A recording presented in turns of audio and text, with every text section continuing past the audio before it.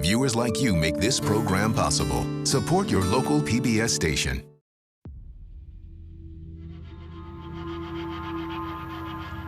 Our warming planet is triggering more extreme weather with cataclysmic consequences. A worldwide rise in natural disasters. Today, we are seeing many more people incredibly vulnerable. Each disaster that puts people in such dire straits is getting worse, it's getting more complex, it's getting wider spread. Countries are overwhelmed. When disaster strikes anywhere in the world, a tried and tested operation swings into action. You have emergency telecommunications. Here you have the air ops. Bringing order to chaos, hope from despair. This series follows the mechanics of disaster relief from the inside. In any emergency, there are 4 critical clusters: health, food, wash, and shelter. Specialist relief workers team up with local people on the ground. Una volta assim. I'm working, but my heart is very sick because I don't like to see my people this time. Can survivors recover before disaster strikes again? It would be years before we get this done. But we're all here together working hand in hand. And how will the world cope with more frequent and ferocious disasters? We learn lessons and we build on it. It's a global phenomenon. No one is immune from this. In 2019, Mozambique was hit by a cyclone with unexpected, devastating consequences. I'm scared, and people cry, people die. There was a rapid scramble to deal with the emergency. I don't like seeing air assets on the ground. That's not good enough. And a determination to ensure that when it happens again, they'll be better prepared. This is the new normal.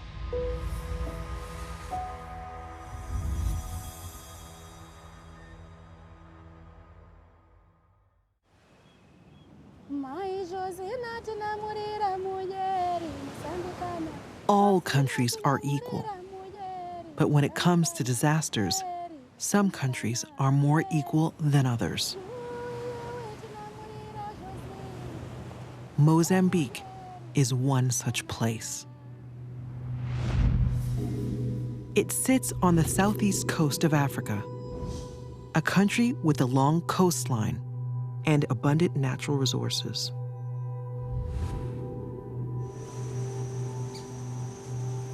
But when the nation emerged from its colonial past, 15 years of civil war took its toll on the economy. Now they face a new challenge: climate change.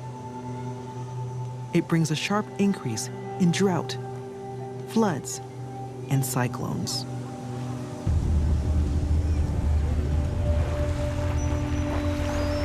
To help the people and their government deal with these crises, aid organizations have teams on the ground.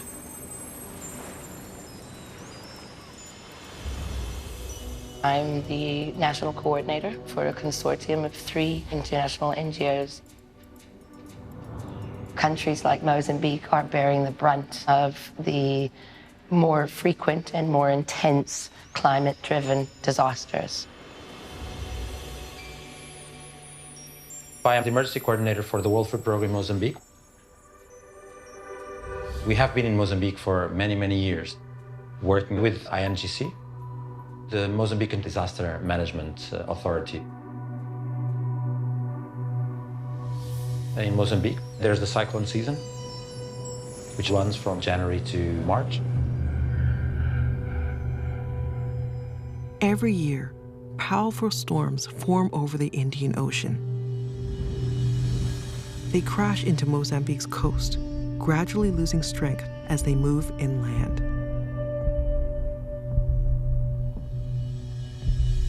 But in 2019, there was a chain of events that took everyone by surprise. Nobody had any idea of the magnitude of what we were going to be faced with. A powerful weather system had grown into a Category 4 storm that was named Cyclone Idai. It smashed into Beira, home to 500,000 people. Winds over 100 miles an hour tore through the city, wreaking havoc through the night. As the storm moved inland, the emergency coordinators were sheltering to the north. Emma and I were in Kaya so that we wouldn't get the brunt of the cyclone, so that we would be able to respond. We prepared to leave in convoy with INGC, the National Disaster Management Authority, and we chased the storm down, pulling over, waiting for the winds to settle so that we could move forward. It took us about 9 hours to drive to Beira. We could see the fallen trees and the destruction. The coastal area was flooded. But as we went around, it seemed like we were tackling mostly material damage. It didn't seem that this was going to be a life-saving emergency.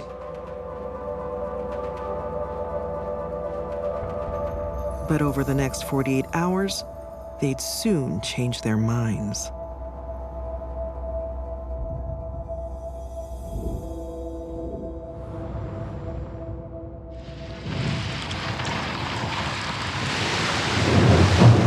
Out of Beira City, we found that the road was completely cut and crumbling. There was major flooding. The water was flowing under the road. We were standing in very unstable ground. I could hear thousands of voices screaming for help in the trees. But it was 5 o'clock, starting to get dark.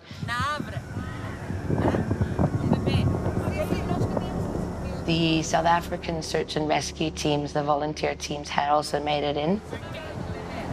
Unfortunately, due to the conditions of the road, they'd had to abandon their motorized boat. So all they had were small, inflatable rowing boats. That's fine. Can you get up on me? Yeah, let's go. Stop up. They started rescuing people from trees. Wait there! Wait. Just wait there, we're coming, right? It was terrible, because at that point, they had to decide who to rescue. Okay, 3 kids, huh? Yeah, you want the children first? First, yeah. Let's come, number one. Wait.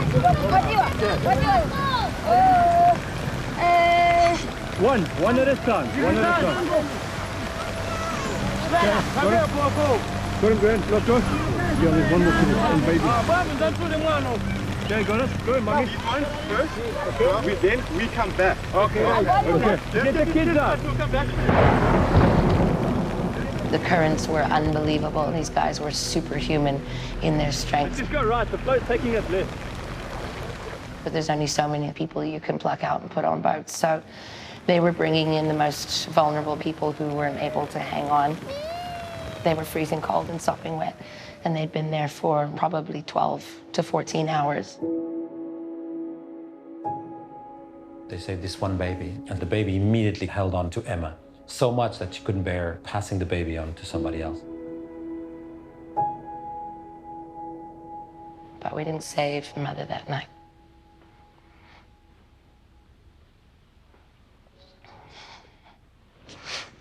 And I haven't actually talked about any of this yet, so forgive me. Over the next few days, the relief teams faced huge logistical challenges. Cyclone Idai had crippled the power network, wiped out telecommunications, and the persistent cloud cover severely limited access to satellite images.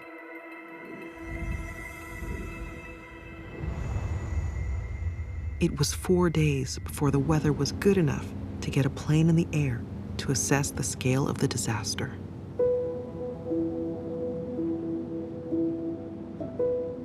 We flew along the main road.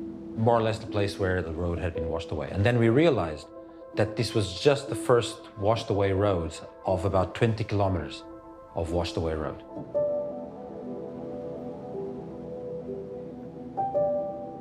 We discovered oceans, inland oceans. There was not a tree, there was nothing sticking up.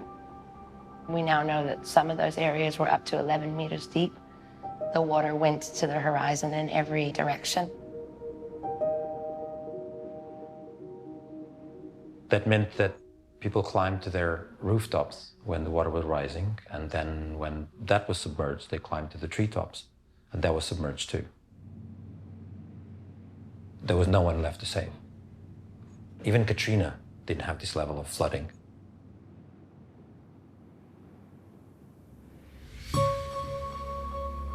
A vast expanse of water, 15 miles wide and 80 miles long, submerged entire villages. Hundreds lost their lives. The flood turned Beira into an island, severing all road access to the city. The team had to summon up all its experience to help the government scale up the response. Once I had composed myself, I went straight to the minister and told him the enormity of what we were dealing with, a 1 in 200-year event. Moçambicanas e moçambicanos, compatriotas, estamos a viver uma situação trágica. Mozambique's president now says more than 1,000 people may have died as Cyclone Idai plowed through the country. We are talking about a massive disaster right now with hundreds of thousands in the millions of people potentially affected. The storm is possibly the worst weather-related disaster ever to hit the southern hemisphere. Mozambique was a massive disaster. Obviously, government were not going to be able to cope with it and needed assistance. The minute they cannot cope anymore, then you're asked to come in. You can see that they are overwhelmed. Any life lost, man, woman, child, is one life too many. Over the next few days, governments and NGOs quickly deployed aircraft to deliver emergency supplies and find survivors. We diverted the helicopters that were saving people on the trees to the people that were drowning. We left the people in the trees because they were in the trees. They were safe. All those decisions are really difficult to make. We are going to have to live with them for the rest of our lives.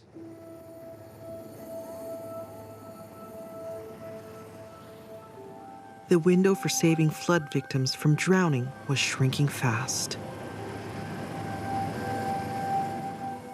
The rescue teams had to refocus their efforts on supporting survivors. Little by little, we've built the response, day by day. The government of Mozambique triggered a request for more assistance. And now we need to get the full humanitarian package delivered. We need to do that yesterday.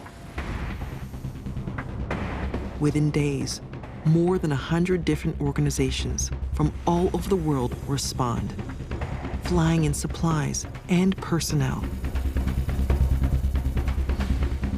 Beira Airport is inundated.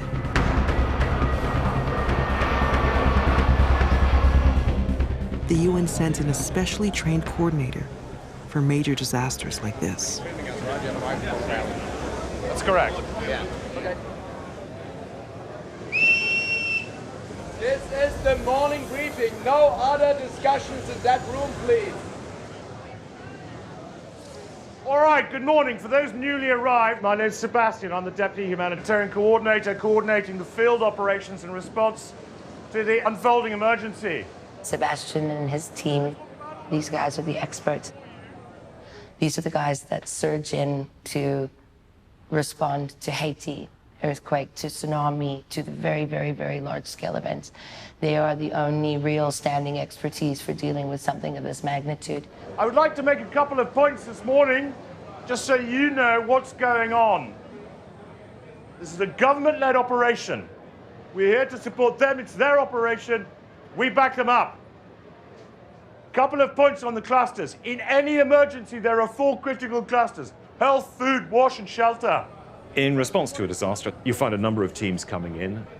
In the first couple of days, it's a trickle, and then it turns into a flood, and then it turns into a positive sort of tsunami of aid workers. What we bring to the chaos is organisation.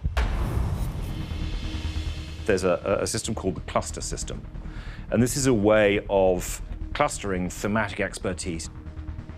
So we know exactly who is going to be leading what. You have food, shelter, health, water, sanitation, hygiene, which we call WASH. So each cluster has a role in this process. In that way, the governments and the people we serve know what they're going to get when they push the red button. This is the operation center for the whole emergency. So this is where the UN and the NGOs and government authorities coordinate the response. The Red Cross are here, the Mozambican Red Cross, the Spanish, the Danish, all of them come and coordinate here. You have emergency telecommunications, that's the logistics cluster. Here you have the air ops, and then here we've set up health and protection and food security and shelter. Beyond this, you have the tarmac of the airport. We're using helicopters to try to understand where are the most vulnerable people that need support.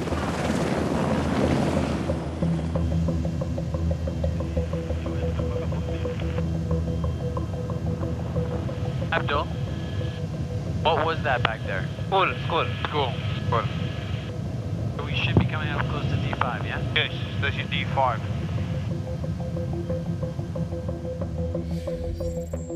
D5 is part of a 20 by 20 kilometer grid set up to prioritize which regions are most in need of urgent help. The Red Cross works with Mozambique's Disaster Management Agency, INGC, to assess the damage. Good morning. I'm good. How are you? I'm fine. Ah, your English is very good. Yes, I'm staying in Zimbabwe. In Zimbabwe? Oh, yeah. Ah, okay. But I'm born in here. You're born here? Yes. Now, water is damaged everything. And it's destroyed the crops. Destroyed everything. First, wind is coming. Second, rain is raining 4 days. Everybody run away. There are people that are dying, so many. But I don't know the number. What is the number of dying? So tell me, at this stage, what is the priority for you? Is it food, water? Here, I can give him food because you see the maize is gone. The maize is gone? Yeah. I want food. Food. Special food, what I want. As there is so much damage to the crops, Jamie and the team grade the situation in Zone D5 as serious. They have to fly dozens more missions to assess the entire affected area. The coordinators in Beira must quickly analyze the data. G4, G5, H5, E6. Okay. The food cluster is always one of the first to start distributing aid. So if you get the okay on which squares you're doing, then... It's already on the flight program. I'm tasked to do it. Perfect. Then load. Okay. We need to provide food very, very quickly where there's been widespread loss of either personal stored food, community stored food, crops, but also where there's no access to shops. These things have been destroyed.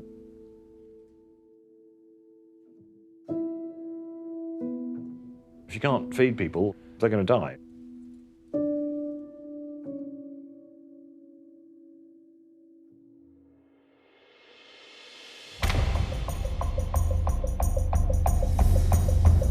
The world World Food Program heads up the food security cluster.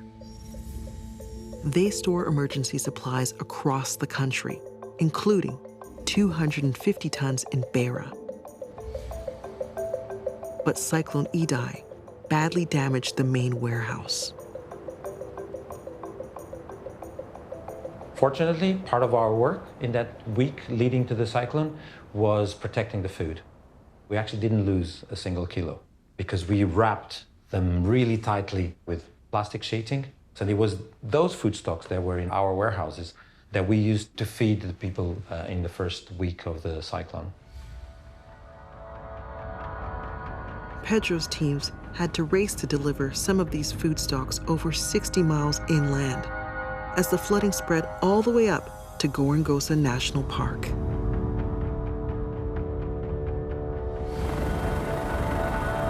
Many of the surrounding villages are cut off, so they've been using the park's helicopters to drop over 1.5 tons of high-energy biscuits.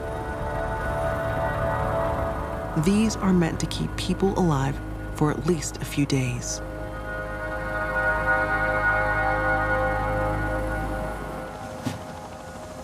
Everyone at the park HQ is helping with the relief efforts. Okay, sorry. 40 por favor.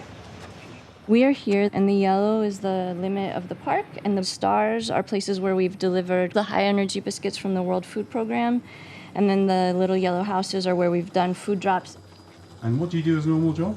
I'm an ecologist, so I do not deal with food kits.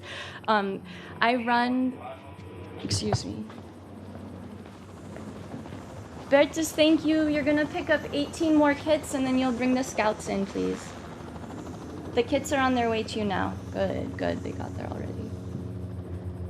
Yeah, so I'm actually an ecologist, and I'm here to run our Masters in Conservation Biology program. So I coordinate the program, I teach in the program, and I'm an advisor to our students. And today you're aircraft controller? Yes, which is my favorite part of my job. The team has managed to source food supplies to distribute to villages who've lost crops. Today we are delivering these food kits to a neighboring community called Beira. It's just about 5 miles from here. The rangers will be there with the community leader, and they'll check off the names on the list and make sure that each family receives their food kit.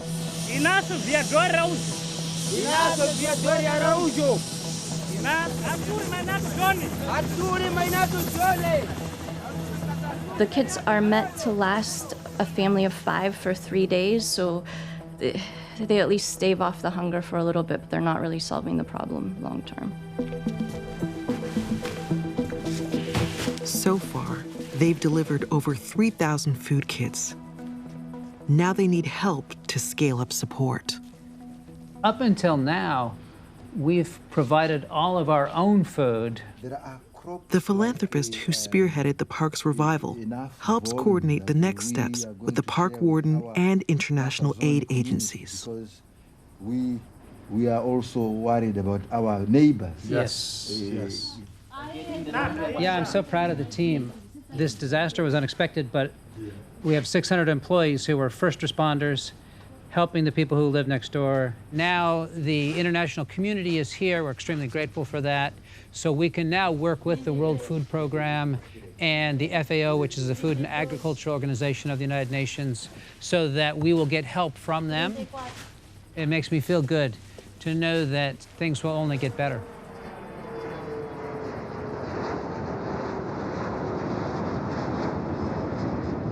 The UN agencies, along with independent NGOs, are flying in thousands of tons of food.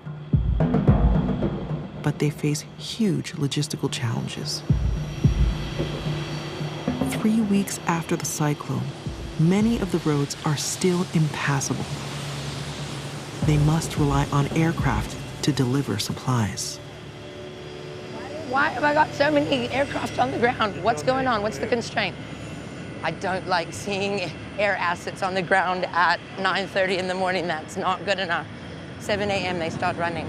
This airport normally sees 3 or 4 flights a day and no cargo. We are trying to get capacity for the movement that we've got going on here. We're bringing in air traffic controllers who are used to dealing with these movements. We're bringing in logistics solutions to be able to move the cargo faster. So we'll get there. We are getting there. Strong logistics and strong coordination underpins everything we do. We're bringing all of these unique and individual pieces together and working with government counterparts to reach people as quickly and as best as we can to serve their needs. In Mozambique, I was deeply concerned about shelter. If you're out in the elements, you are vulnerable. Particularly if you're a child, particularly if you're elderly, particularly if you have some sort of disability. You need a roof over your head.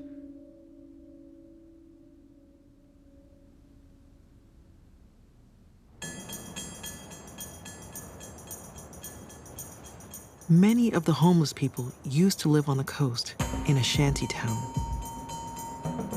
The cyclone drove a 15-foot wall of water in from the sea, destroying this entire neighborhood.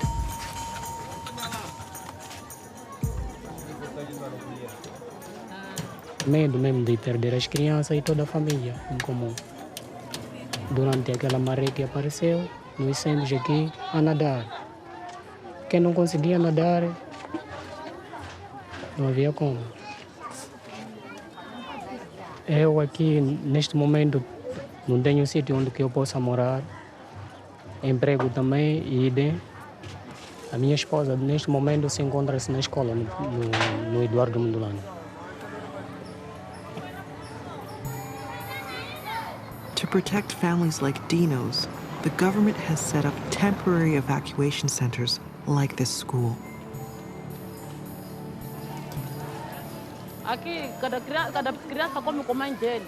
When you are without anything, you need the safety of shelter, especially when we see women and girls and children. They are incredibly vulnerable at that point, from disease, from a lack of water and sanitation. There are more than 100 government-run evacuation centers across the country. Aid agencies help support and track the displaced families. How many families here again? Here? Yeah. 220. To 220. Are most of the families coming from just this yes, area? Yes. Are you getting any cases of watery diarrhea? People? Yes. Yes? Almost 50 cases. Just diarrhea. But yesterday we had cases of diarrhea and vomit. And some babies. Yes. Okay. We have 2 Red Cross volunteers, and they're just basically making sure that people have access to clean water, they have access to sanitation and hygiene. In close quarters like this, when people are living in really tight quarters, health risks skyrocket.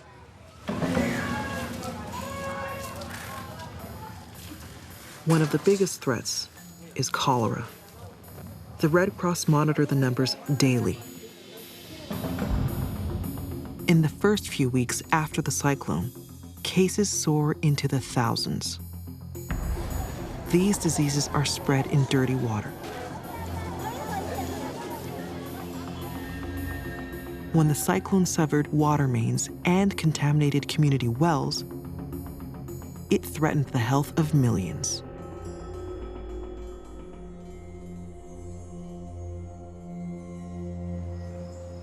People are forced to use stagnant water to survive.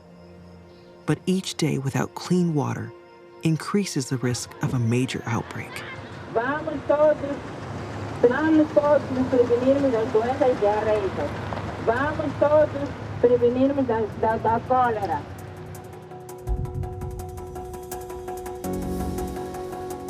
Water and sanitation teams race to provide a reliable source of clean water.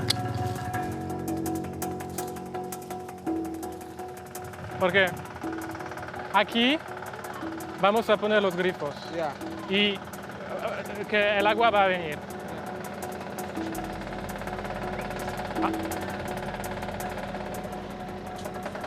Stop! Stop, stop, stop, stop! We are in a community of around probably 600 families, so there is a lot of pressure to get access to safe water. So the idea is to have something with pumps and taps, so people can directly come, push a button, and fill a bucket. The water gets pumped from the well into the tank. The filter removes the odor, the smell, and some chemicals. We have concentrated chlorine here. It's removing the bacteria from the water, and then our treated water gets into the bladder over there. That's then connected to the distribution ramp, giving access to water to everyone.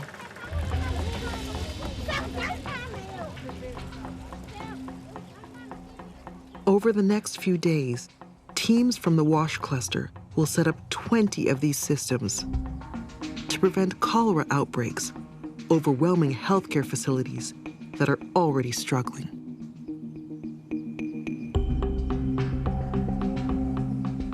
Flooding and wind damage affected hospitals and medical centers across the region.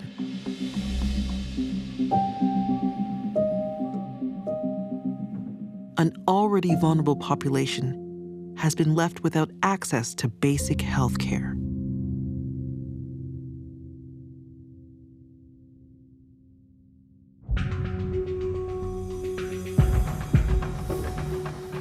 Many of the most vulnerable people are in the temporary camps set up by international aid agencies.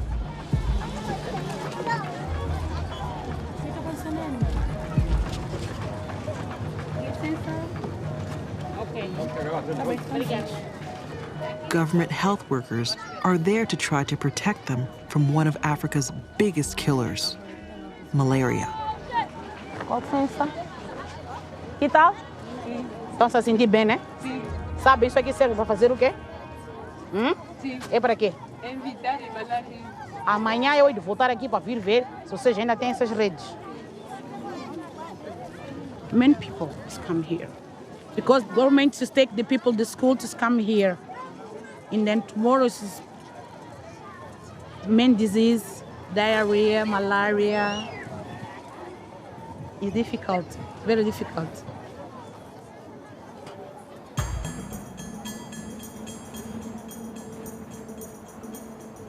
With more people arriving every day, the disaster coordinators send in a mobile emergency medical team to help. All right, guys, the sooner we can get that triage area set up, the better. That's a kind of tent over there. So yeah, let's set them up right here or outside that way. Okay. Yeah. We move them right there, they go right to them. Okay.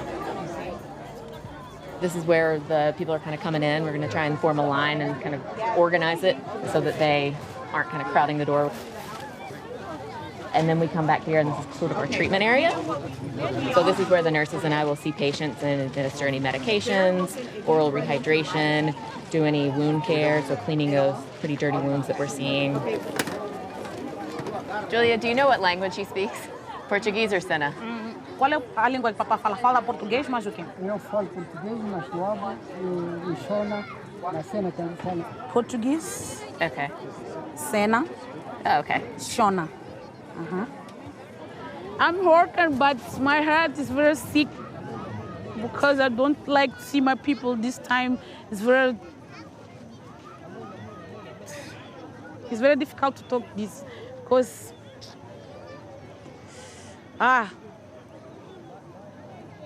it's difficult to see that.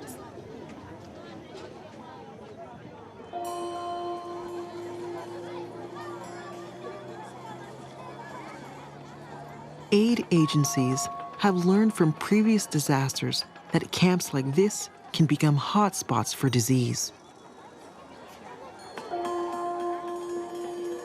So they pool their resources to fly in huge stocks of cholera vaccines. To combat the outbreak, they helped the government vaccinate over 800,000 people in just 7 days. And the disease is wiped out. As the weeks pass, people begin to return home, even to the worst-hit areas like Buzi. Cyclone Idai decimated this community. When the river burst its banks, the flooding washed away many homes.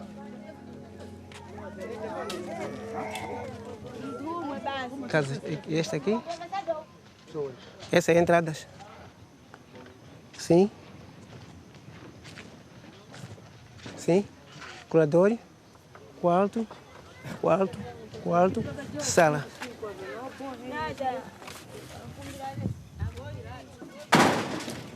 As estacas, são da casa, não tem como não temos estacas. Estamos a procurar aquela estaca aí, andamos a levantar alguma coisa para os miúdos dormirem bem. Families here will remain highly vulnerable until they can rebuild their homes.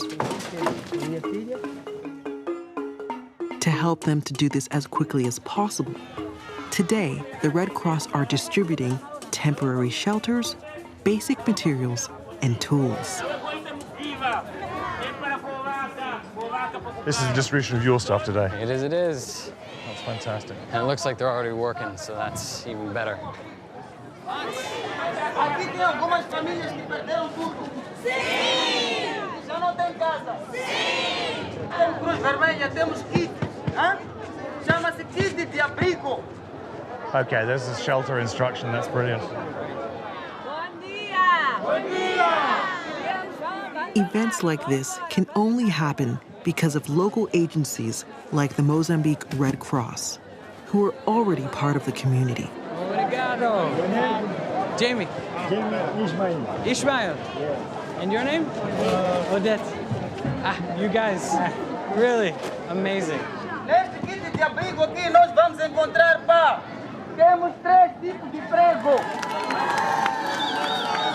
About a week and a half ago, this entire place was underwater. You couldn't see the roads, you couldn't see anything. It's a disaster zone, and a major, major disaster zone. And to have a resilient community like this, calm, collected, is remarkable. We wouldn't expect this anywhere in the world, but here we are in Mozambique, and they've just gone through the most harrowing experience of their lives, and they're laughing. And they're supporting us because we're supporting them. This is a well-organized distribution. Temos pregos de 3 polegadas. Now, you see the way they're engaging them. They're talking in the local language. There's a lot of bonhomie. It's absolutely fantastic. Actually, the toolkit is a big thing for them. It has an awful lot of equipment. This is stuff they can actually use for all sorts of things. They bag it up on the way through and then carry it home.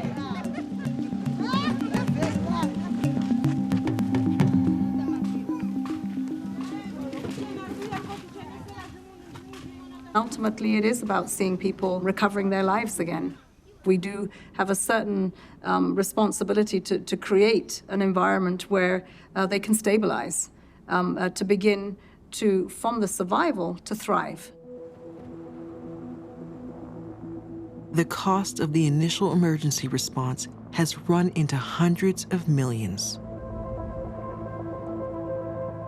Rebuilding Mozambique, in the hope that its people will thrive, will be 10 times that. The building back takes an enormous amount of effort. There is water and sanitation, there is health, there is education, there's infrastructure, all those requisites that you need to strengthen a country.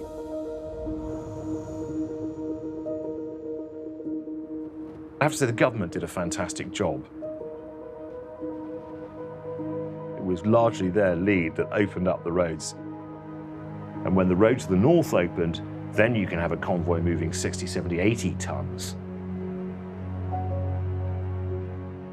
Since Cyclone Idai hit 3 months ago, the government and supporting organizations have distributed over 16,000 tons of food, staving off widespread hunger.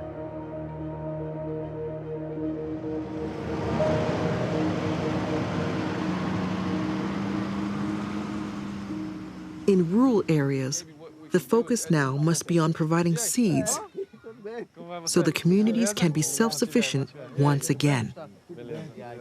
Se vocês receberem antes, vocês queriam mais sementes de quê? Como verdura, tomate, aqui eu tenho. Legumes. Legumes, sim. Alho, cebola, o que muita coisa.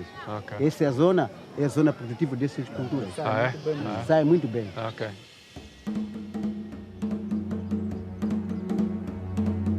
As soon as the farmers can harvest crops from the seeds, the food agencies can begin scaling down their operations.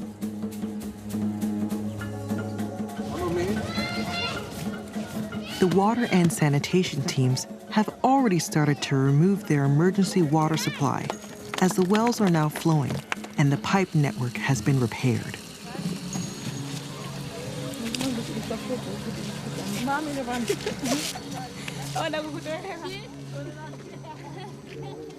But for families whose houses were destroyed, a permanent home is a long way off.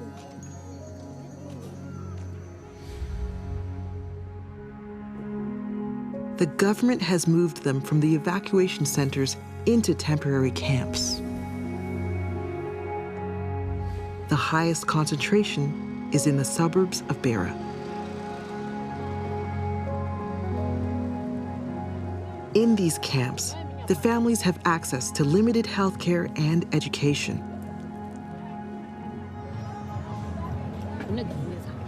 Dino and his wife Marta have moved here with their 2 children. Minhas crianças, sim, gostaram desse centro de acolhimento. Não querem voltar mais para casa, porque nós temos tido ajuda cada vez mais, né? De comida, água. Não sei quando é que vão poder nos transferir aqui.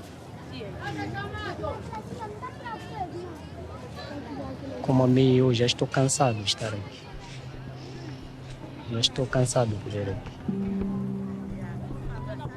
The government is planning to move displaced families like Dino's out of the city to new settlements. Not everyone wants to go. They fear being cut off from city life with limited job opportunities. But these inland sites are much less vulnerable to future disasters. In many of these disasters, we're learning the lessons of what needs to be put in place in order not to go through that again. And I think you're seeing in many countries they are much better prepared for disasters today than they were a couple of decades ago. But disasters are happening more frequently now. In the time that you're trying to gather the momentum to your building back, another crisis has come and you've got another natural disaster to contend with.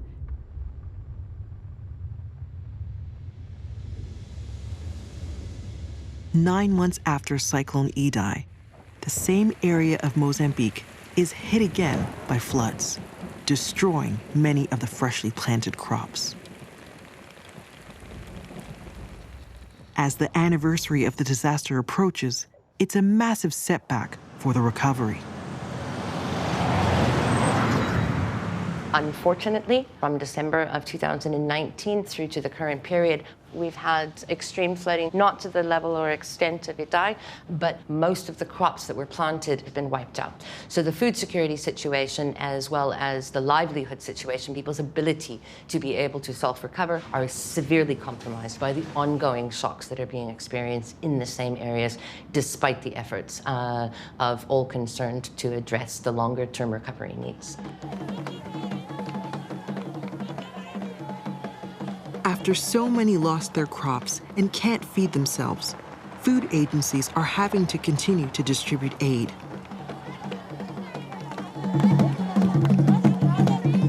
With dwindling resources, they're being forced to focus on the most vulnerable. So who is responsible for the stamps? We first look at mothers who are pregnant, with babies, elderly, and people living with disability, and we give them priorities. They're still in shock of what happened during Idai. With the current situation, they've not been able to get harvest, so I feel they still need the assistance. They have one more distribution to go, and then from there, depending on if we get the funds, they are not guaranteed to continue.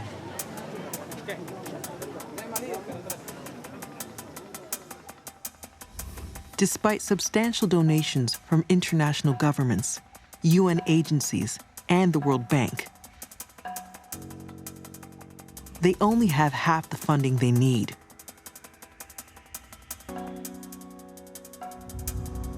This means when it comes to allocating aid, there are tough decisions ahead. I call these choiceless choices.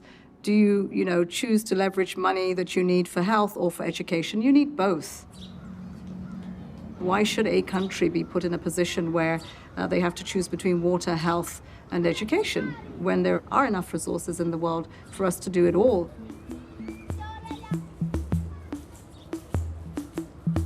With limited funding, the government must prioritize those worst affected. They've started moving families out of Beira into newly established settlements like Matua. But until they can earn a living, they must rely on aid.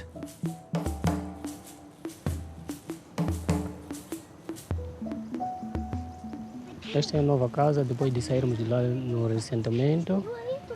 O espaço é tão enorme. Esta é a minha casa que estou a iniciar a construir. Sim, o material estou a comprar. Só que agora parei de comprar devido a não ter depois o dinheiro. Mas as grandes dificuldades que a gente enfrentamos aqui, pela minha causa mesmo, para a minha parte. Emprego aqui onde nós estamos é difícil, nem biscato não tem. Vivemos só ajuda de custo, doação do governo. Eles, meus filhos, têm noção que o nosso pai, neste momento, não tem nada. Por isso não conseguem me chatear aqui, papá, estamos com fome, queremos pão para poder matar bichar. Porque eles sabem, quando papai vai atrás das coisas, ele consegue trazer os pães.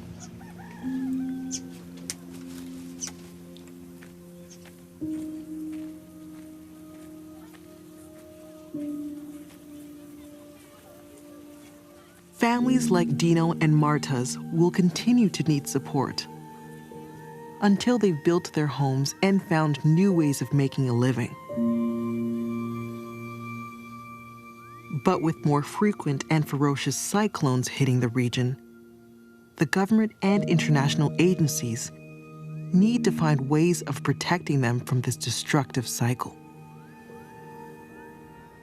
It is a desperately unfair reality that countries such as Mozambique that have contributed minimally to the drivers of climate change are really burdening the brunt of the effects of it. We have to assist populations and communities in advance of extreme events in order to better position them and minimize the impacts.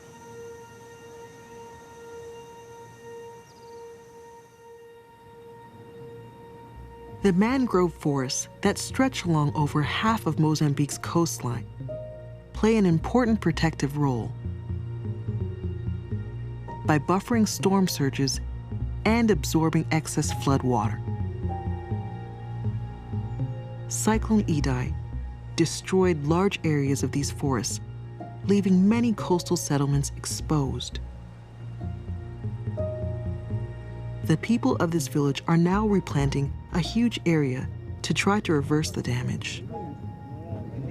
The World Food Program is supporting the project. These already existing mangrove trees is where the community is getting the shoots to plant. So you can imagine if we have another cyclone when the land is this bare, the community that lives here will be destroyed. It's an amazing project. I feel great to be part of the community that is self-driven in rehabilitating the environment, in improving their livelihood. Their initiative their drive, their hard work is amazing, is amazing, is amazing. Their will is to make sure that the whole of this part goes back to the state as it was. The Mozambican government is learning that environmental programs like this are some of the most effective ways to protect their people from future natural disasters.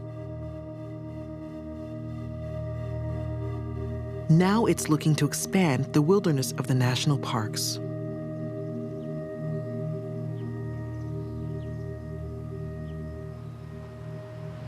The national park itself bounced back immediately from the cyclone. And what I mean by that is a big, huge flood comes through here, and nature's just fine with that.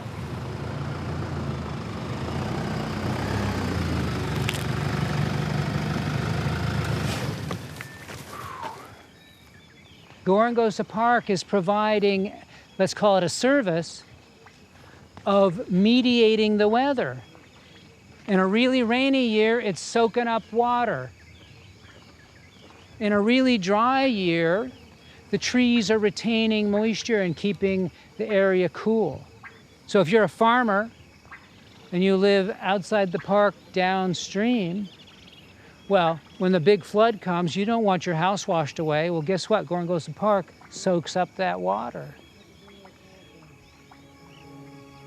You don't just think, here's a national park, oh, here's a farm, oh, here's a forest. No, you think of an entire landscape and how all the pieces work together.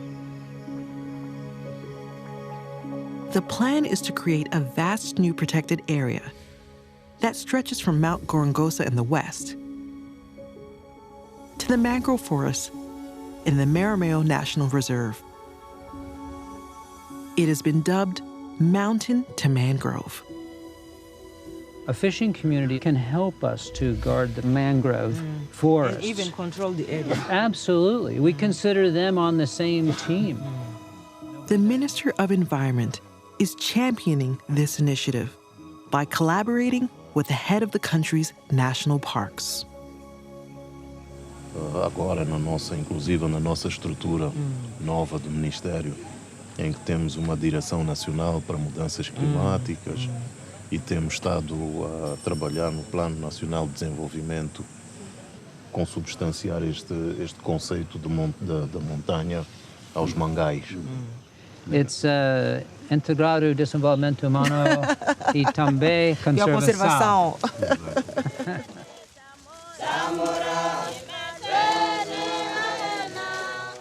A year on from Idai, incredible challenges remain in terms of addressing the ongoing needs. But equally, I have no doubt that the people of this country have a will and they will find their way forward.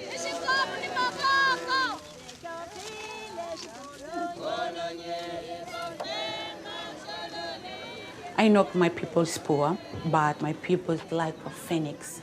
A lot of time, this man is sad. Now it's happy. I'm happy too.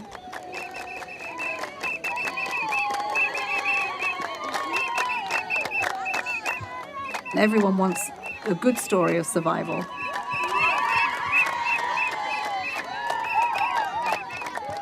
But that good story of survival is not just being saved from the event. It's actually leaving that humanitarian setting and for people to tell you the story of 1 year, 2 years, 3 years after that, how you regained your life and put behind you what has been a tragedy. Até hoje eu estou vendo a minha família rindo comigo, os meus filhos. Sim, estou feliz porque vou retomar uma nova vida. Estás preparado para o próximo ciclone? Estou preparado. Estou preparado. Fui um homem corajoso.